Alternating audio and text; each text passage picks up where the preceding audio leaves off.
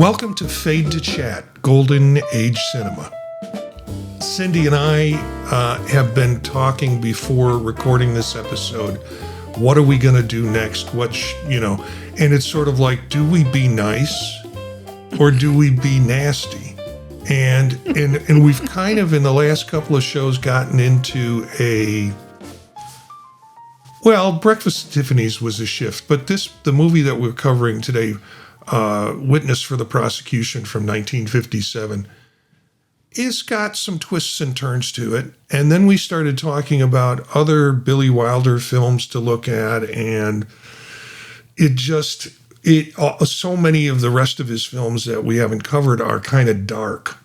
And so we'll tell you what the show is, what we're going to cover the next time. It's a challenge from me to Cindy, and I think there's going to be payback for this one. But today we're talking about Witness for the Prosecution, directed by Billy Wilder, and sort of, Billy Wilder is very tight on his screenplays. It was a derivative of a stage play that was written by Agatha Christie. So it has the kind of Christie character with the reveal and the multiple reveals at the end. And this is one where I don't think we do the spoilers. I think we we dance around them as tight as we can to get you there. And it's just, I thought, going into watching this film, I thought, do I want to watch this again? And I started watching it and really enjoyed it from the beginning on. And there doesn't seem to be any dead film in this. Every piece of film has meaning. So it's a tight film in that way. Maybe a little too much of the history. I imagine that history of the main character couple in the stage play, I don't know if they changed scenes to go to Germany during wartime, or it was just told as part of the dialogue to introduce the Voll's wife in the case. But it has it's based on Agatha Christie's 1925 short story Traitor's Hands, and then it was reprinted as Witness for the Prosecution, and then it turned into a stage play of the same name in 1953. So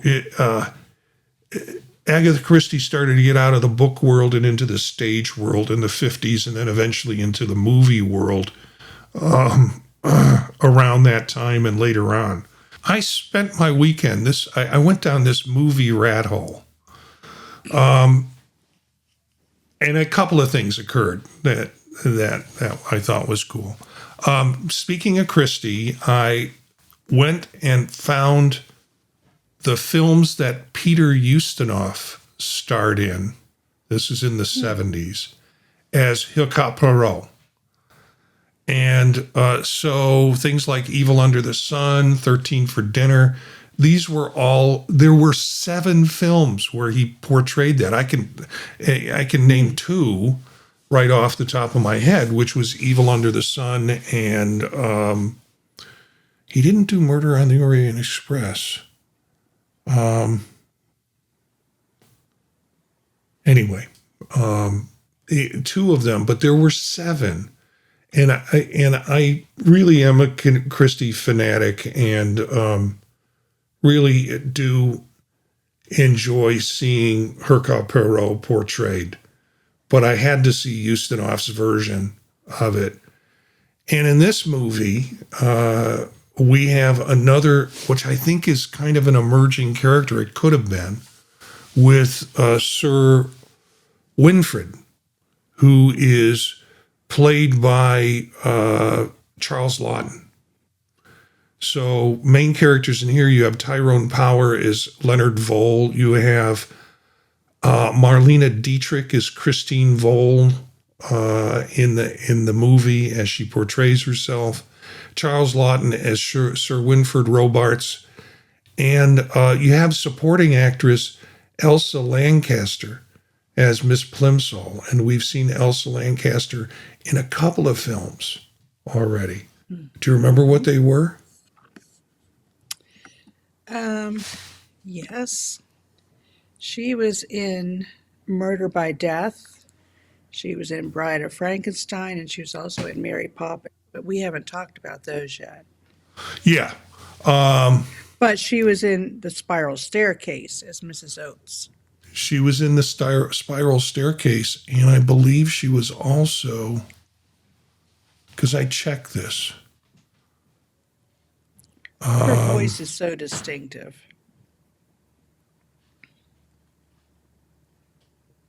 See, she has such a long. I'm going through movie reviews right now. Yeah, she was in witness for the prosecution, but early on, we had this argument last week. Yeah. Yeah, she was Mrs. Oates. The Spiral Staircase, which was the movie about the girl that didn't speak. Right. Girl. All right. Well, I thought she was in Gaslight. No, that was oh gosh, that was a young. Oh gosh, I've forgotten her name already, but no, that wasn't her. Okay. Oh, it was the Murder She Wrote person. It was a very young Yes. actress. One of her first roles in Gaslight. Well, anyways, I'm going all over the place with this. You can tell that by my voice and by my not following the show notes that I didn't get a lot of sleep last night. One of those.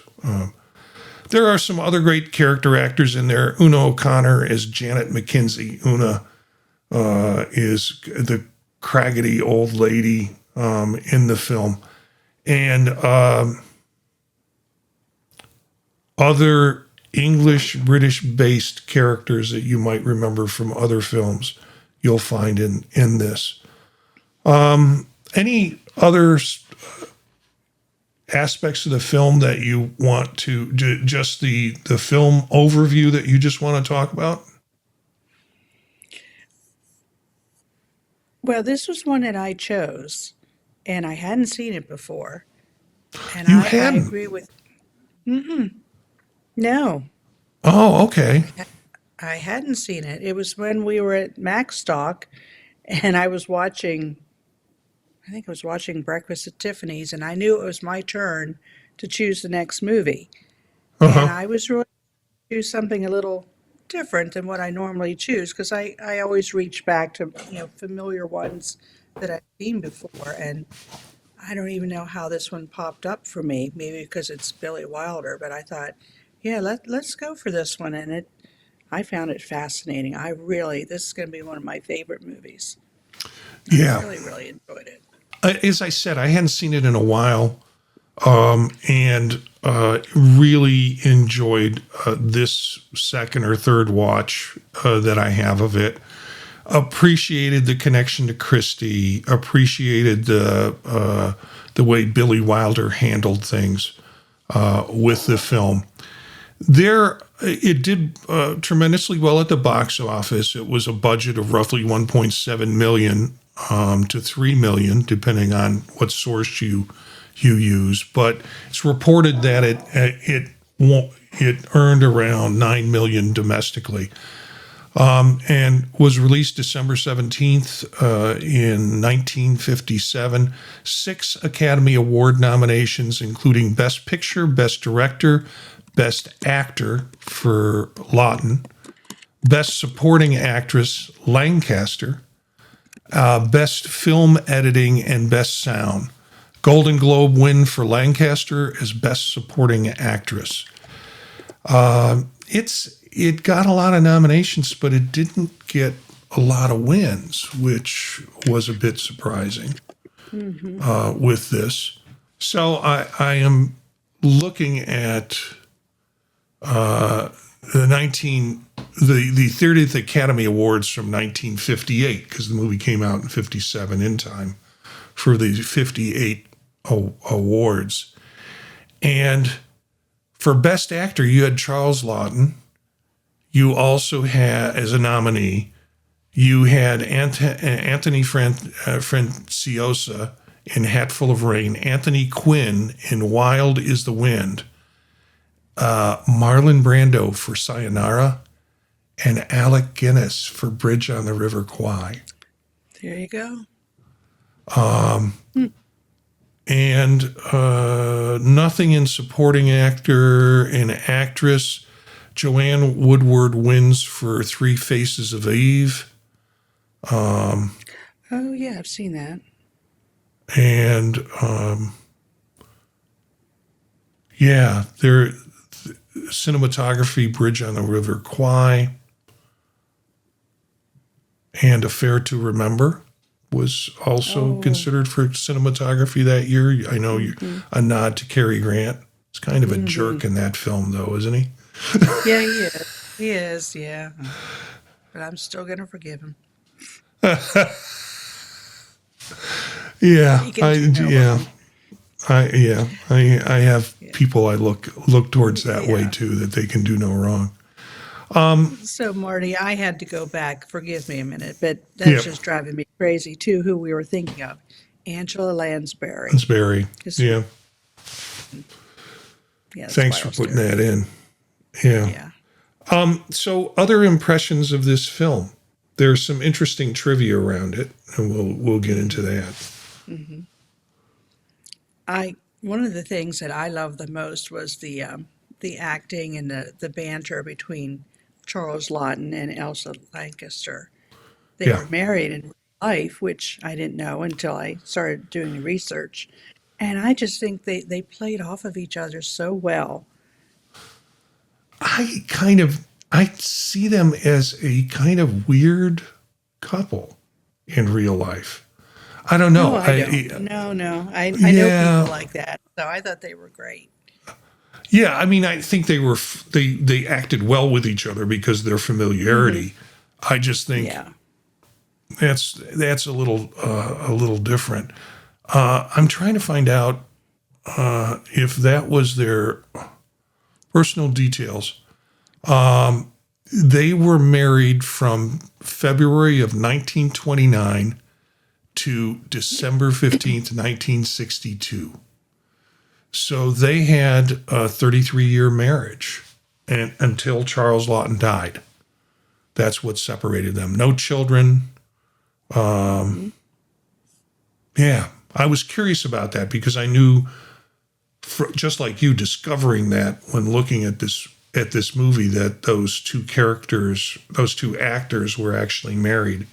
I thought, I wonder how long they were married, whether this was transitional. So I'm glad I just checked that out.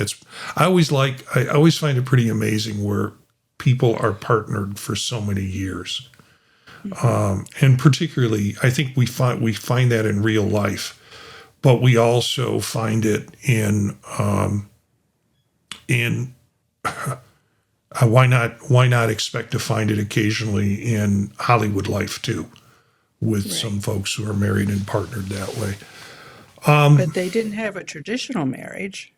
Did you read that part of it? No, tell us about Oh, it. no, it was not a traditional marriage. I was shortly after they got married that he revealed he was bisexual. Okay.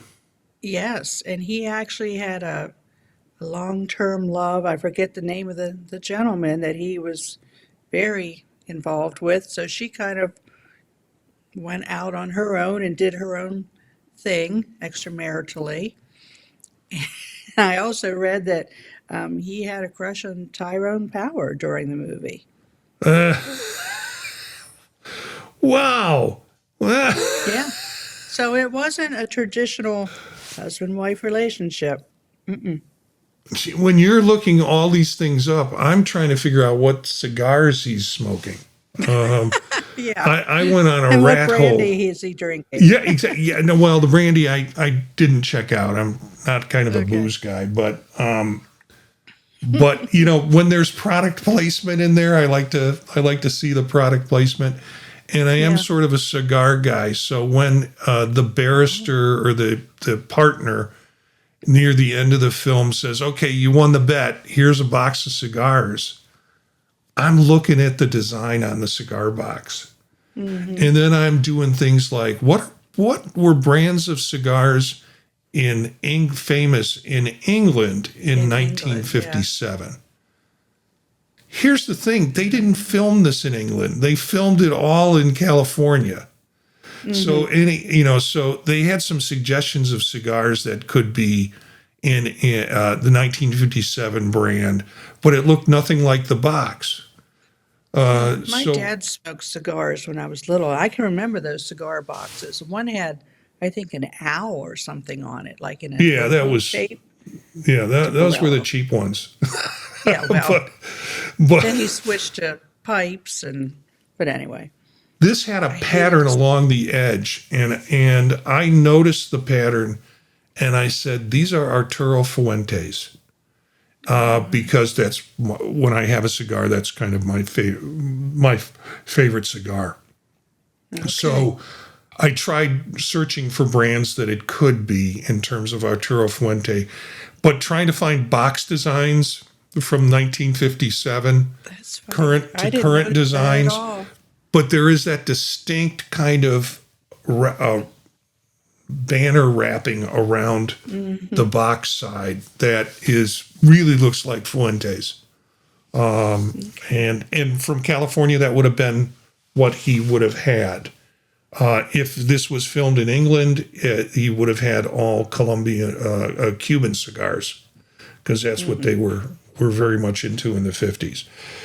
Okay, so that's the rat hole I went down. Instead, you decided to look at the the partner relationship between Yeah. Elsa Lancaster Yeah. and Charles Laughton. Yeah. That's interesting. Hmm. Interesting stuff. Um, Hmm. they, when I watched the film, I watched the Apple TV version of it and watched it through the whole thing. But just before the credits, they come on and say, "Ladies and gentlemen of the audience, uh, we hope you've enjoyed our film. Please keep yourself, keep the secret of the ending, so as Hmm. not to ruin the experience for friends or people you might tell this film about." So it was Right. deliberately placing that. I don't know what version you watched. No, unfortunately, I watched one I think it was on Pluto with ads, and it was very distracting. I thought I should have just bought the movie because it took so much longer to watch. And then there's this commercial break, and it's like it lacks that continuity for me. And I thought I don't care for Yeah, that. But no, there was none of that in the movie. But I yeah, knew it from reading about it. But they did that in the bad seed, if you remember. yeah. They took, and it took me by surprise. I'm sitting here, credits are rolling, and then this pump comes up, and then noticed that it was listed in some of the trivia that they had established that. And then the first thing I thought was, I wonder if Cindy saw this, depending on Hmm. what source she was using Hmm. in terms of films. I will say I'm paying more attention to the credits than I used to Uh huh. because you were talking about Edith Head last time. I'm like, who in the world is Edith Head? Well, she was the costume designer for this movie as well. Really? Hmm. Yeah. Well, she was a contract. We're talking about a time when people were on contract with studios, Hmm. but she sure was talented in a lot of what she did. Yeah. Did you notice, again, going back to other movies, it was, now let me find him. Oh, I just had him. John Williams. He was the Yeah. Brogan Moore. He was in Dial M for Murder. Right. Remember the inspector in that movie? Very Yeah. similar role. And it's sort of like we need to find someone with a British accent, and then there's Yeah. these pool of character actors that wind up Yeah. showing in a bunch of films. And the Inspector Hearn, I thought, boy, he looked familiar. Philip Tong, I think his name was. He was in Miracle on 34th Street. 4th Street. Yep. And he died 2 years later after this film. So, we're talking about a big span from 1943 to this film in 1957. So we caught him at the end of his career. Maybe not, but he didn't know it. But yeah, he did die, I think, 2 years later in 59. And Mrs. French, was her name Norma Varden or Norma's Varden? Mrs. French. I think I may have written that Oh, down. yeah. She was on, Yeah. she's been in a lot. Strangers on a Train, Gentlemen Prefer Blondes, The Sound of Music, and she was in Bewitched all the time because I thought, boy, she is a very familiar character. And she always plays a character that's a little ditzy and a little aloof and a little, yeah. And then Una O'Connor as the housekeeper. I thought she was hysterical, especially in the courtroom. I loved her acting in that scene. Yeah. Well, she worked with Elsa. I think she had him figured out.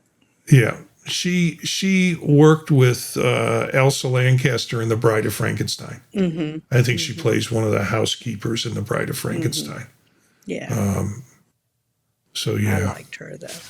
She was fun. I will say, this was one of those movies. Again, I'm not good at figuring out endings, but this one, which we won't say, really threw me for a loop because all the way along, I couldn't figure out if he was guilty, if he wasn't guilty. I couldn't figure out if he did love his wife, didn't love his wife, did she love him? I was guessing the whole way to the very end. I thought I had it figured out, and then something else would happen. I'm like, oh, I think I'm wrong. So I love the twists. Well, there were quite a few. Yeah, with this movie, I'd seen it maybe 2 or 3 times before, and I kind of knew what that she was implicated in the end to kind of do a big reveal and a big turn, and so I came into this watch prepared to look for things that would do that. It really surprised me that Charles Laughton's character didn't figure it out because there were some weak points in the plot where it's like, hey, wait a minute. Her, some actions that Marlene Dietrich takes that you're questionable, and with that becomes then what's the motive in her not doing what would normally occur? And Charles Laughton, his character is the Fox. It's Sir Wilfrid the Fox, and I kind of think he missed some foxy points in there. So where he would have had a chance to figure out, but he kind of does in the final scene. But he is definitely in the final courtroom scene. He's set up. He is set up by one of the characters in that final courtroom scene that takes him by surprise. But he knows to challenge that. So, Marlene Dietrich, what did you think of her acting? I couldn't understand at first why she was so stiff. Facially or? Facially, and I went down that rabbit hole. That she had these hidden tape lifts underneath her chin to really pull her face back to make it look like she had a facelift, and they had it tied behind her hair. She was wearing a wig the whole time too. Yeah. But facial expression, it suited her role. It was very German. stern. Yeah, it's like, okay, there's no smile, there's no reaction. It was just very stern. Yeah, and then I read about the background behind that. Talk about the background. Well, Elsa Lancaster, she loved that, and she said she actually asked a makeup man to steal one of her tape lifts so that she could Oh, try it herself. But yeah, she wanted her face pulled tight with this hidden tape. You can buy that today, by the way, in case you're interested. I don't. Yeah, Is this a suggestion for me no, no, that I no, need? no. I could use it, but no. It Yeah. it pulls your just it makes your face look all taut and tight and makes you look like you've had a facelift. Makes her look much younger, Yeah. and that was the whole reason they wanted her to appear younger, and they pulled it up behind her hair, and then because of that, she had to wear a wig, which I thought her wig looked very natural Yeah. compared to some you've seen in other movies. But Um. she didn't make a lot of she was very stiff with her body and her movement because of that, because they didn't want anything to slip, I suppose. She only wanted to do this movie if Billy Wilder was directing it. It was And directing, yeah. so, and they wanted her in this movie. There were other Yeah. actors or actress, I'd say actors, but female leads like Vivian Lee. I can't see Vivian Lee portraying a German-born. Ava No. Gardner, Rita Hayworth. They were all considered for Christine before the role went to Dietrich. The leg ripping scene, the pants ripping scene, that was obviously gratuitous in the sense of let's show off her legs. I didn't. I thought Betty Grable was the one with the great legs. Yeah, they said they wanted to show off her legs. I didn't think they were that wonderful, but that's just me. I thought they were Okay. fine, They're and then fine, you but kind they're of not. put. Yeah, I think there was a different costume choice for that. I think I read somewhere that there was a dress instead, and then they switched it to this kind of pantsuits, which got everybody upset. Well, Yeah. which changed the nature of the whole cafe scene, where Yeah, got the men upset. legs in a skirt would have been one thing, but they had to rip the pants in order to get the leg. Right. Just interesting and kind of weird way they worked around that. So What did you think of her singing? yeah, I kind of tuned out during that part, but I cannot watch her in this movie without thinking of Blazing Saddles and Lily von Stoop. Madeline Kahn plays that songstress. It's true. Madeline It's Kahn. true. And so when I watched Marlene Dietrich, all I heard was Lily von Stoop in the movie. I think her acting was good. I think she was up against Charles Laughton, and I think she managed those conflicts and differences really well. This was a different kind of role for her. It was more of a dramatic role than what she's had, I think, in her previous films. So congratulations for her. Congratulations for her. I'm surprised they didn't dub her singing for that nightclub scene, because I thought if that was her job at the time, it was pretty poor. Of course, the men, maybe they didn't care. Nope. They weren't really for her singing, but it was Nope. not anything to write home about. Just like Lily von Stoop. Nobody really cared about the singing. However, Yeah. that was, I mean, she had sung in other films. That was part of her stuff. And that kind of breathy German female voice, is a bit alluring. And it's not expected to be Barbara Streisand, or it's not expected to be Maria Callas. It's expected to kind of be Marlene Dietrich in the, in the cafes in Germany during the war. So that kind of stylish singing was part of that.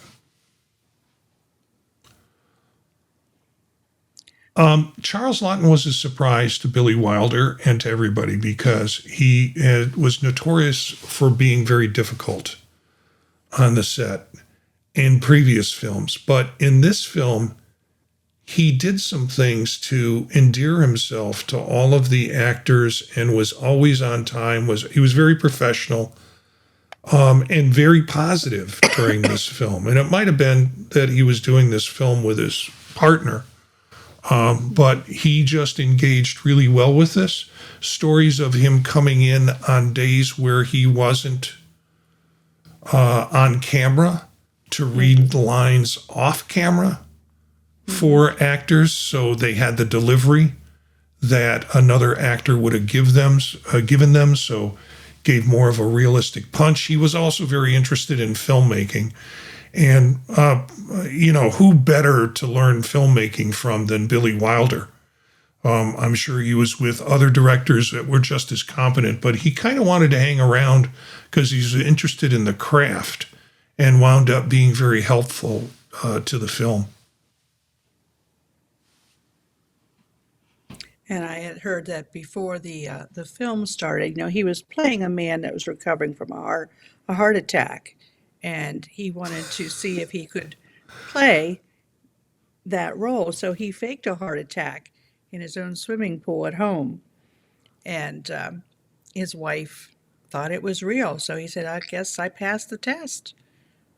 But he wasn't going to have a heart attack during this. Well, this is not a spoiler. It's a non-spoiler.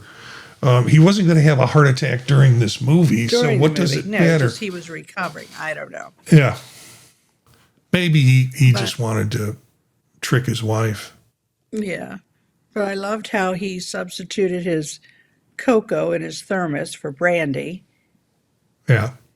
And there's that one scene in the courtroom where she was, the nurse is, she's watching him from the balcony up above, and he's pouring it out of his thermos, and he looks up at her like, yeah, I'm pouring my cocoa to take with my pills. But you could tell it wasn't cocoa. Yeah, it was clear. It was a clear liquid. Yeah, it was a clear liquid, if anything. And he sat there and arranged those pills.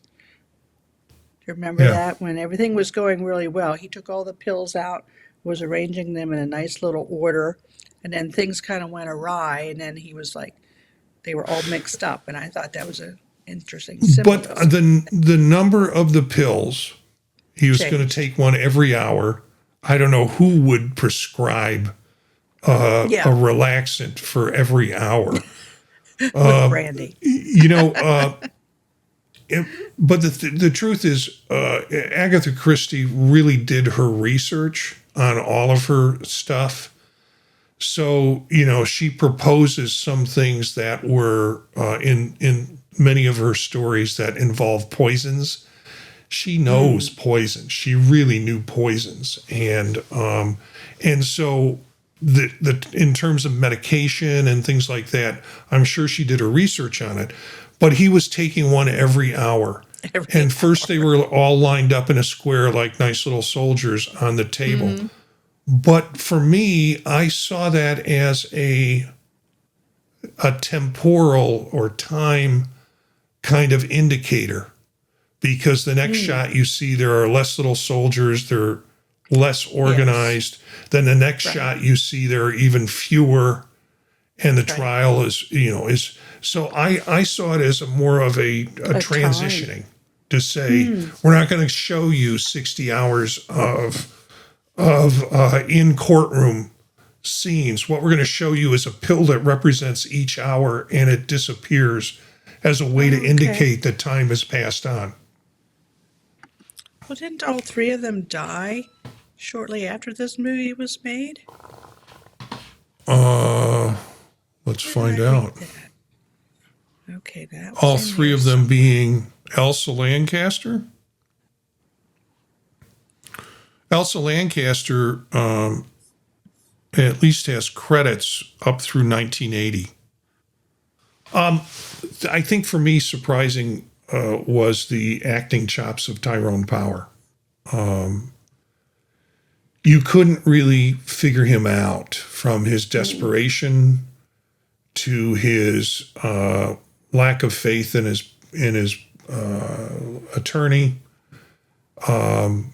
to his relationship with his wife. You just couldn't figure him out, but he did do kind of a spectrum of acting in this, which was pretty surprising. He apparently did not get any nominations or nods for it.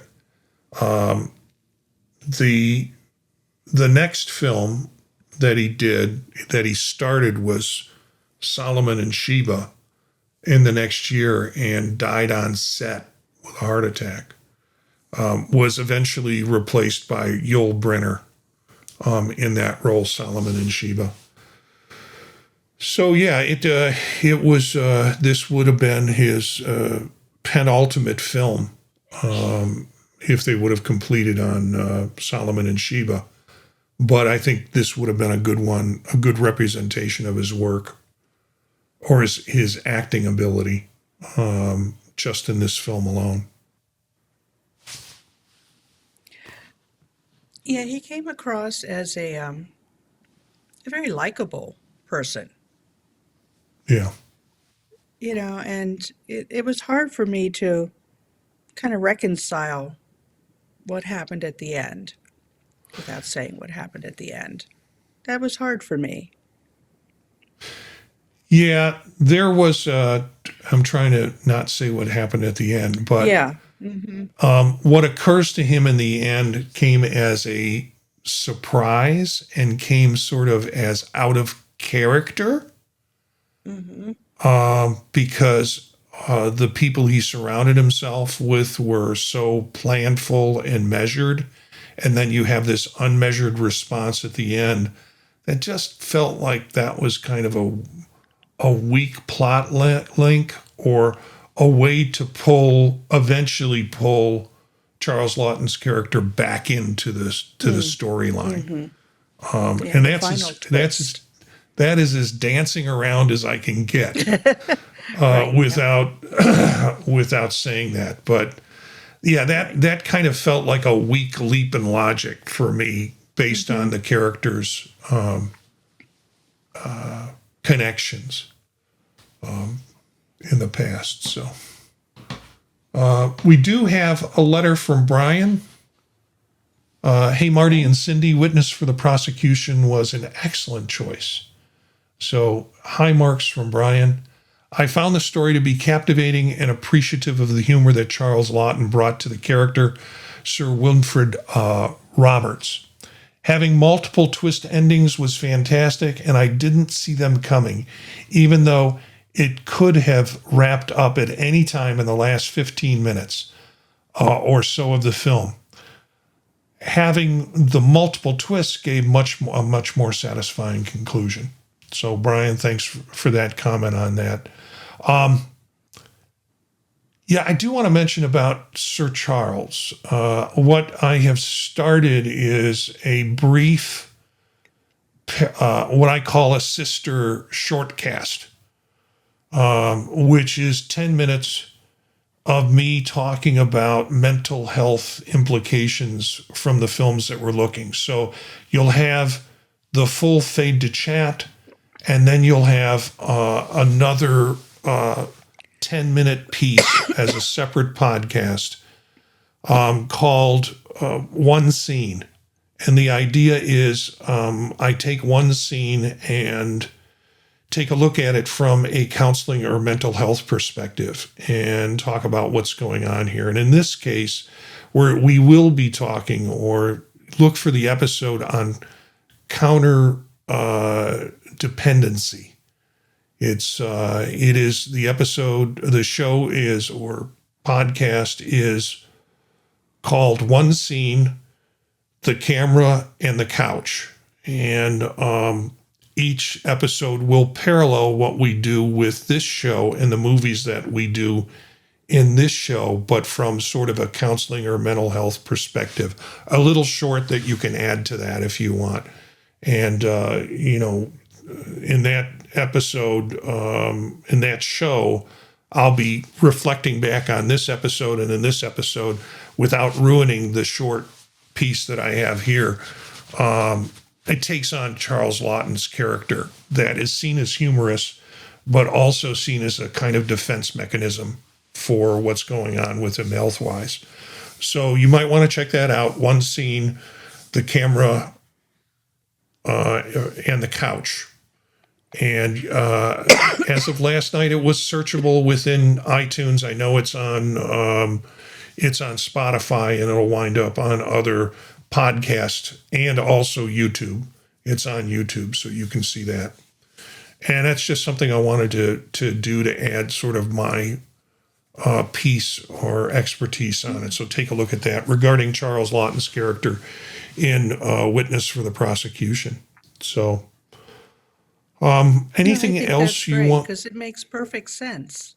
Yeah. Because we always talk somehow, your background as a counselor, my background as a teacher, you bring that into the movie when you're watching it. And you bring in the art aspect of it because you're real aware of design, and you're real aware of what's in the scene. Right. And that's always fun to see that. But you didn't catch the cigars this time. I got the cigars. I got the individual cigars. I didn't get the box. I was watching them in the pockets of people, and I watched them, put the cigar ashes in the little box drawer. Yeah, that was. And then do it, and then shake it out the window. And it's sort of like, why didn't you just shake it out the window? Cigars don't ash up like crazy. Right. So, anyway. And I loved how he kept them in his cane. So, they couldn't find him, but he kept them in his cane. But she knew that anyway. All right. Did you write down any quotes? Oh, what was the quote? I didn't write it down, but it stood out. Lies! Lies! You're a lying liar! Or something like that. There are a couple of things that I hear that are sampled from this movie and then played like in the back of comedy routines. So when someone's trying to add some comedy, and the lying, you're a lying liar, is I've heard a lot on progressive political talk shows where people are talking and then you hear this lies, you're a liar. Yeah, that's true. That's true. And there was another one in there too. But I think it was delivered by Marlene Dietrich. What did you find in terms of quotes? Mine were all between, we'll say the husband and, the nurse and him. Miss Plimsoll. I can never figure out her name, Plimsoll, because I had trouble with a little bit with the dialogue in this movie with their accent. And there was no closed caption. I had a little trouble with that. But in the very beginning, when they were coming home from the hospital, she was yammering on, is there too much of a draft? Shall I roll up your window? And he said, just roll up your mouth. You talk too much. If I had known you talk this much, I'd never come out of my coma. And she was trying to get him to go upstairs to bed.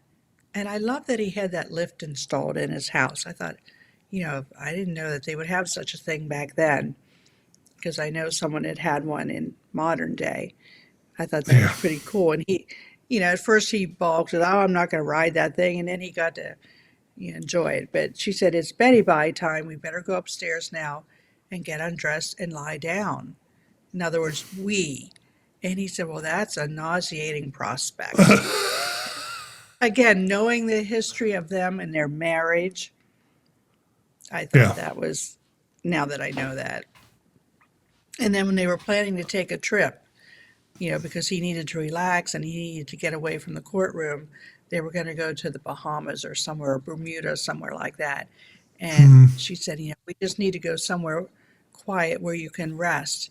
And he said, oh, shut up. He said, you just want to see me in those nasty shorts. Which is interesting because you pointed out that Edith Head was the costume designer. So you have to think that Edith Head had to find or make really gaudy, some nasty shorts. some nasty shorts. And then he said something earlier in the movie about, if you were a woman, I would strike you. I forget what. Yeah. Maybe when she was taking the cigars out of his cane. Yeah, I think that was it. I think that was it. Yeah. So again, and I loved that housekeeper. I thought she was just, her testimony on the stand. I could watch that over and over again. Her Scottish accent, and she was a riot. And that trope of talking soft for people who don't have good hearing, or showing something for people who don't have good eyesight has been repeated in many a courtroom television show or drama. Yeah, exactly. Yeah. Well, I thought it was a great movie. Yeah. I'm looking to see other quotes, but I remember that lies. I wish I would have captured that. It's not in a list of quotes that are here, but it is funny for me. It's funny when I hear it, and it's sort of like, oh yeah, that's throwback. Yeah. Anything else you want to say about the movie before we talk about next week's episode? I'll just say this is one that I say this pretty often, but this one is one that I think everyone would enjoy. Yeah. And we won't spoil the ending, but you have to be prepared for a lot of twists and turns. And I don't think anyone could really know what's going to happen at the end of this movie. Yeah. I think there's two twists and turns, and it's part of this is good. If you watch it and you get to the ending and you get all the twists and turns, it's sort of like, wait, what a minute, wait. And then you kind of want to go back and either play in your head or actually watch the film again to look for signs of that in terms of this film. So yeah, kind of a fun film in that sense.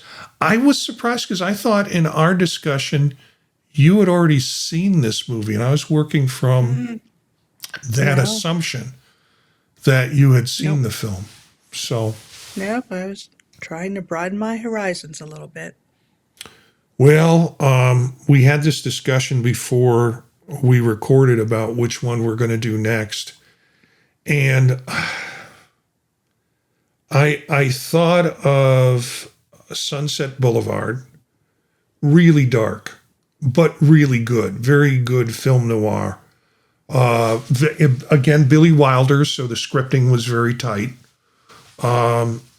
And some of the characters just kind of creep me out in there, but it is a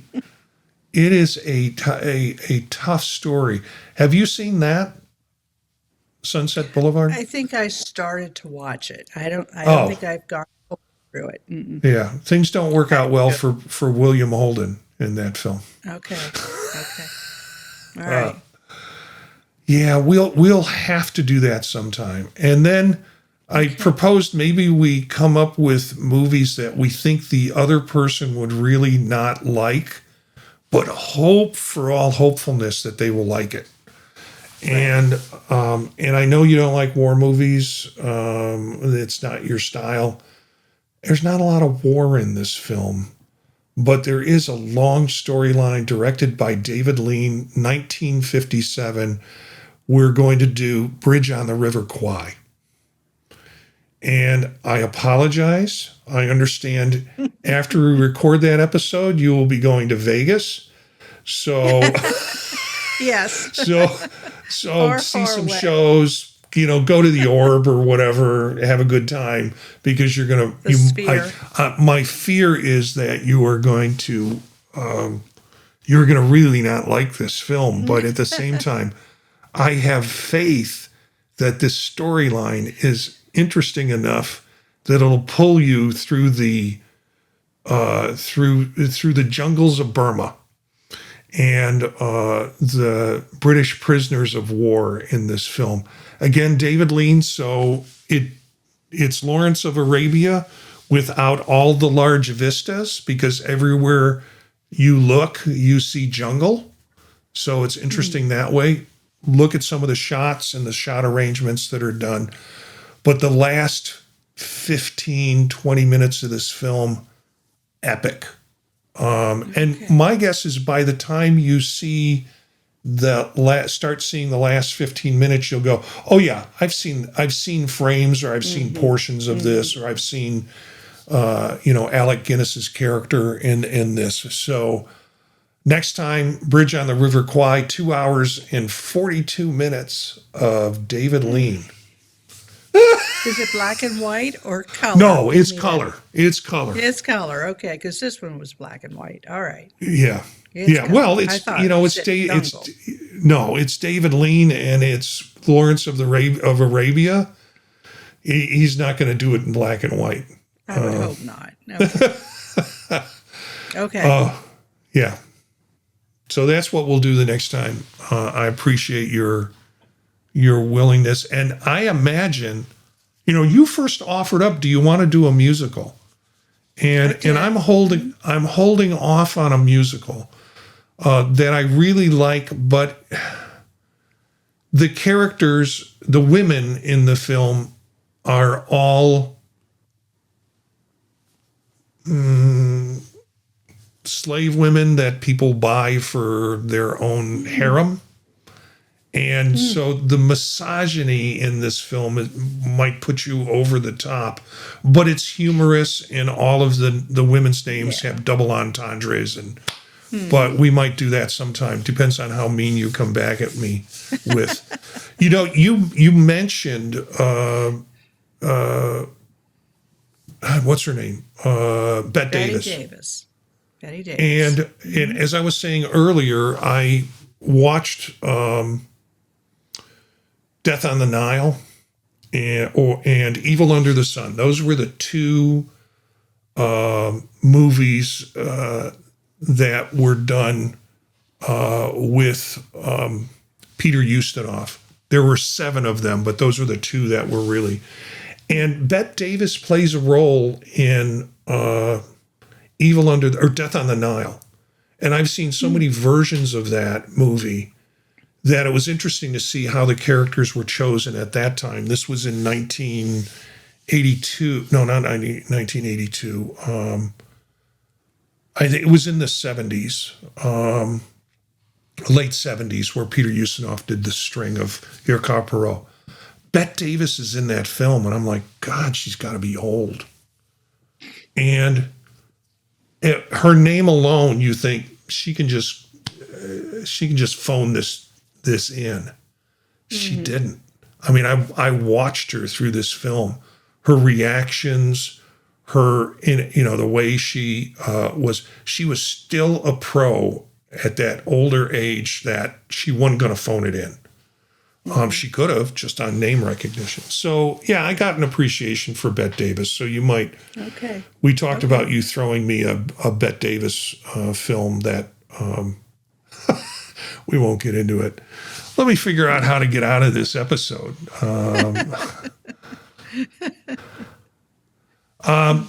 We'll keep it simple. Hey, take a look at one scene, the sister podcast or vodcast to this that takes a look at the psychology of Sir Wilfrid the Fox and why he takes the medical stances that he takes. You can subscribe to, of course, this podcast on YouTube or on your podcatching service if you just want to catch the audio of it. And you can do the same with One Scene, the Camera in the Couch podcast. You can contact us at thepodtalknetwork@gmail.com, like Brian does, in putting together some of his reviews of the film. Brian's also going to be helping us, and we're appreciative of that, of putting together a spreadsheet that will be available to listeners. And we're working out the mechanics of that, so you can go in and see the films that we've looked at and some information about the films, my ratings, sort of Cindy's ratings on them, and maybe even Brian's ratings. We've encouraged him to put a column in for himself. So, Good. Thanks for watching and listening to Fade to Chat, Golden Age Cinema. Again, you can subscribe on YouTube at youtube.com/@fade to chat. That's our channel. Please subscribe. That's just a nice way of saying hello and thanking us and showing recognition. You can visit the rest of the shows that we do on the podtalk.net. That's the website that contains all the shows. I have to get One Scene up there as part of it. Spread the word to other Golden Age cinema lovers, and we'll see you next time.